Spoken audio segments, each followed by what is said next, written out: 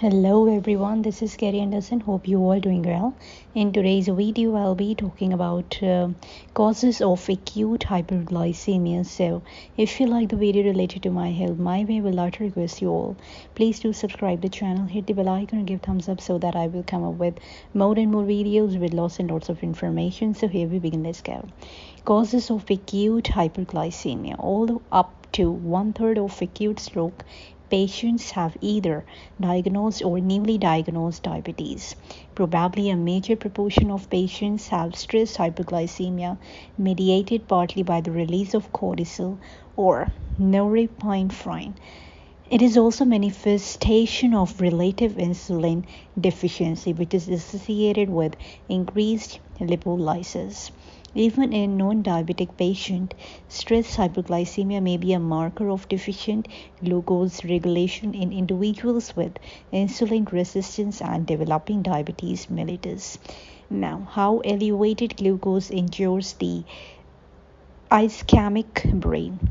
By provoking anaerobic metabolism, lactic acidosis, and free radical production, hyperglycemia may exert direct membrane lipid peroxidation and cell lysis in metabolically challenged tissue. Moderately and severely increased blood glucose has been found to further the metabolic state and mitochondrial function in the area of ischemic penumbra. 3. Insulin resistance is a known risk factor for the onset of stroke, acting through a number of intermediate vascular disease risk factors. That is, the evaluation of an acute infarction may be expedited by the very same vascular factors, explaining why ischemia time seems to fly faster with patients with diabetes or grave hypoglycemia. Relative insulin deficiency liberates circulating free fatty acids, which together with hypoglycemia reportedly diminishes vascular reactivity. Furthermore, lowering glucose with insulin has been reported to reduce ischemic brain damage in an animal model.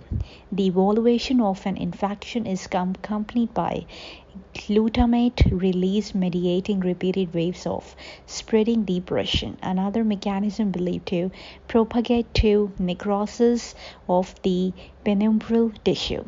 Although hyperglycemia alone did not trigger early response genes in the cortical tissue of rats, in conjunction with induced AST, the expression of C-FOS and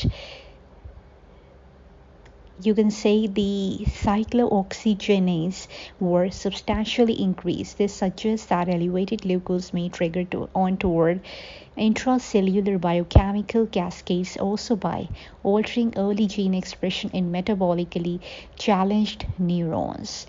The blood-brain barrier is well known to be vulnerable to hyperglycemia, presumably through the liberation of lactic acid and free radicals. The recent experimental study by Song et al. In a rat model of collagenase-induced intracerebral hemographic, you can say that, adds that hyperglycemia aggravates edema formation in the zone surrounding cerebral.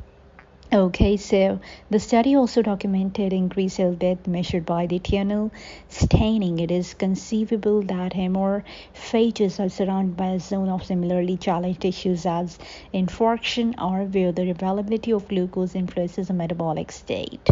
So that's will be discussing. Now I will be talking about the prognosis and hyperglycemia. Already ample literature has demonstrated that hyperglycemia on admission is associated with worsened clinical outcome.